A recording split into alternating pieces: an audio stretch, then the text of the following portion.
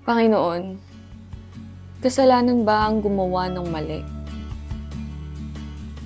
Lahat ng buhay ko binigay ko na, pero wala akong nagawang tama.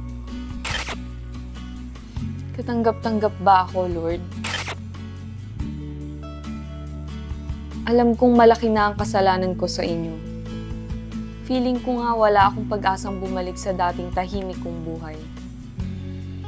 Dahil hindi ako nakinig sa mga utos at salita mo. Alam kong may pag-asa ka pang bumalik sa dati mong buhay, Nicole. Matakot ka lang sa Diyos. Naririnig mo?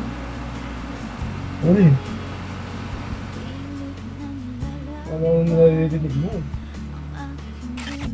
Hanggang sa paunti-unti na kaming nagkakasakit at nasisira. Manuel! Ano ka ba? Teka, napakaba mo ko. Huwag mo akong iwan. Huwag mo akong iwan. Ay, hindi ko kayang mag-isa eh. Kailangan nito. Alam ko yan. Alam mo yan. Kung hindi ka na dyan, huwag mo akong iwan. Please.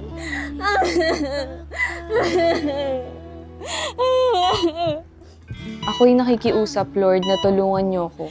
Nakita